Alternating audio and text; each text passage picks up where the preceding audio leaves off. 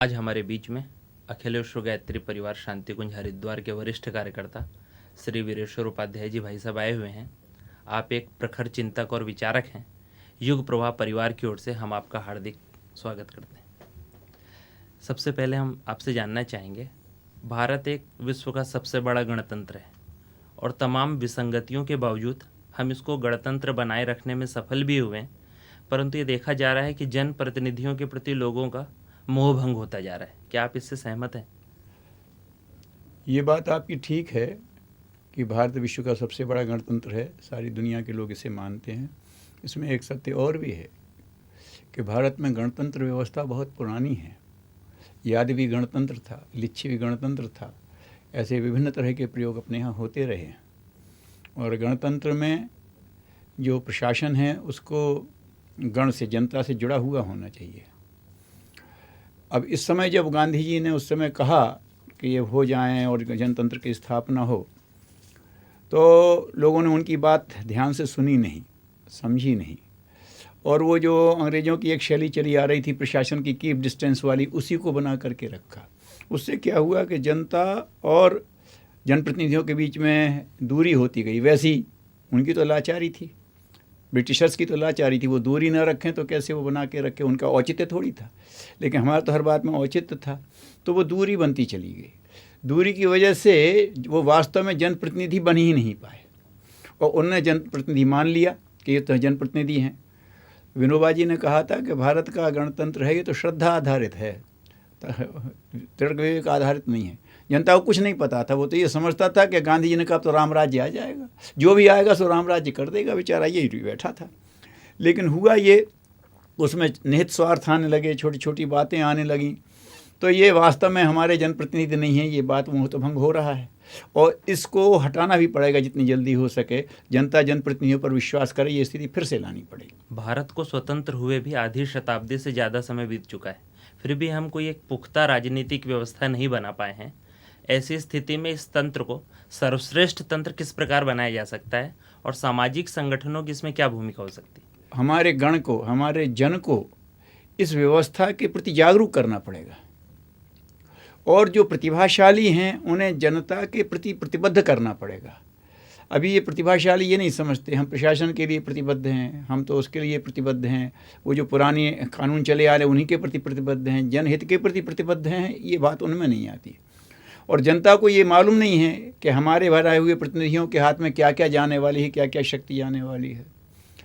जनता को ये भी नहीं मालूम है कि हमारे संविधान में हमारे हित की कौन कौन सी बातें हैं, और जनप्रतिनिधियों को भी ये नहीं मालूम होता है कि भारतीय संविधान जनता के प्रति कहाँ कहाँ उत्तरदायी है। दो दो टर्म हो जाते हैं, पता नहीं रहता। तो जो आदमी वहाँ बन के जा रहा है उसके कुछ ऐसे कसौटियाँ बनाई जाएँ कि कम से कम ये ना सके उसका लिखा पढ़ा का ना दिया जाए, लेकिन वो जनता के हित को समझता है क्या, जिस शक्ति को ले जाना उसके उपयोग की उसके सामने परिकल्पना है क्या, इन बातों पर ध्यान दिया जाए। और जनता को ये बताया जाए कि ये सामयिक आकर्षणों में जो वोट लोग मांग ले जाते हैं उसमें ना दे। वो ये देखे कि ये राष्ट्र का प्रश्न है, राष्ट्र हित जो कर सकेगा वही हमारा हित कर सकेगा। जो हमारा हित करेगा, हमें स्वाभाविक से कुछ ज़्यादा देगा, वो दूसरे का काटेगा, और जब ये पड़े फिर दूसरा काटेगा, तो ये तो अनगढ़ होड़ मच जाएगी। हम ये चाहते हैं कि जितना खाना है ये मालूम है सबको पूरा नहीं मिलेगा, लेकिन हमें मिलता, हमें ज़्यादा से ज़्यादा मिल जाए, तो औरों का घटेगा, तो फिर वो भी वो कोशिश करेगा। तो ये सुविधाओं की जो बंदरबांट अपने अपने इलाके के लिए होने लगी, ये गलत है।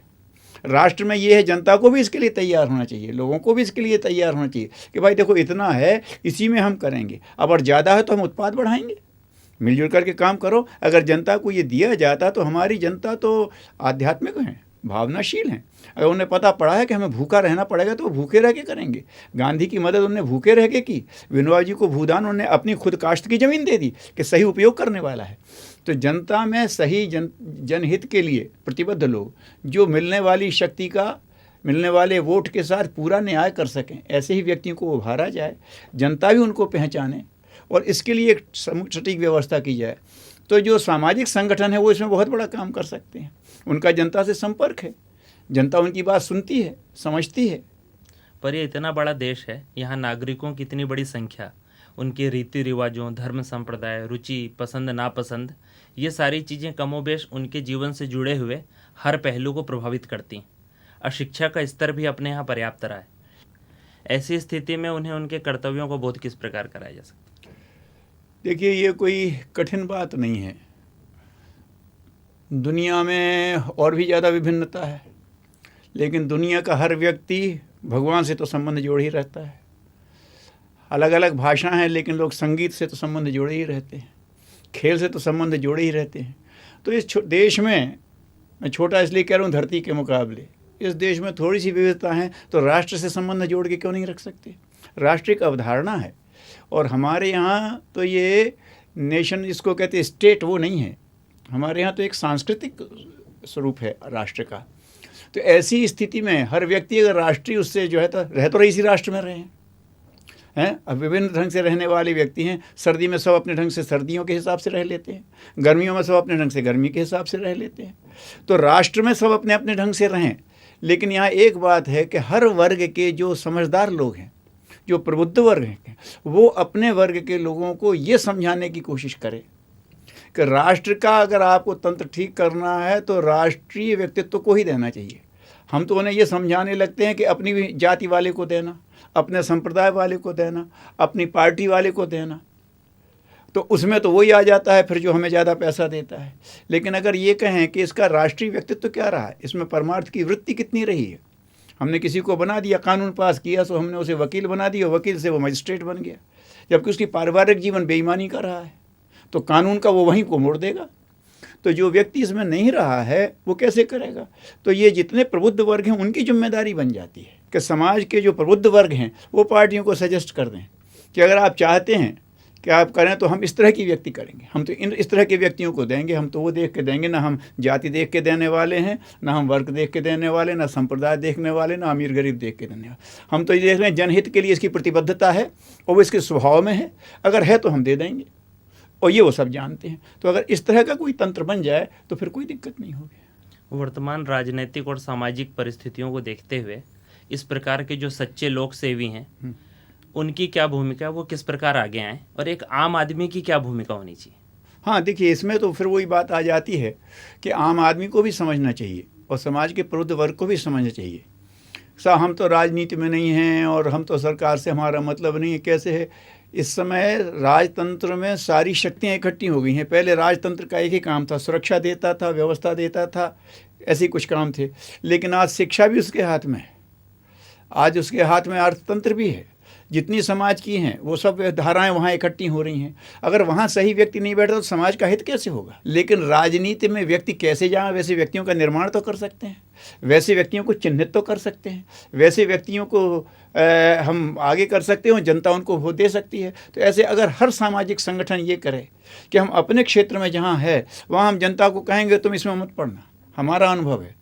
और ये हमारी जो भावनाशील जनता है, जो धर्मप्राण जनता है, ये सरकार की बात माने ना माने, लेकिन जिन पर वो विश्वास करती है उनकी बात ज़रूर मानता है। जो उनके साथ जिए हैं तो उनकी बात ज़रूर मानते हैं। तो अगर ये लोग उनको कहें कि इस तरह से अगर तंत्र बना लो तो उनको करना चाहिए। अब ये होता ये है, अरे साहब राजनीति में ये हो रहा है, ये देखिए कि वो जिसको वोट बैंक बना रखा है बहका कर, वो तो वोट डाल जाता है। समझदार कई वोट ही डालने नहीं जाते। तो जब समझदार नहीं जाएगा तो फिर तो वो हो ही जाएगा, उनको करें। तो समझदार डाले वोट और जो ना समझे उनको भी समझाए। इस्लाम का एक बड़ा अच्छा वाक्य है कि दुनिया में दो तरह के लोग हैं, एक वो जिनके पास किताब है, एक वो जिनके पास किताब नहीं है। किताब वेद जैसे अपने यहाँ कहते हैं तो ज्ञान के पक्ष में है। तो जिनके पास किताब है उनका ये फ़र्ज़ बनता है कि उन तक जाएं जिनके पास किताब नहीं है और बताएं किताब क्या कहती है। तो ये जो हमारा संविधान है, हमारे राष्ट्रीय हित की किताब क्या बोलती है, इसका ज्ञान क्या है, वो उन तक पहुंचाना उनका काम है जो वो है। और उनमें से वो लोग होना चाहिए उसमें जो समाज सेवी संगठन तो समाज में काम कर रहे हैं, उनकी बात को तो वो मानेंगे। और जब वो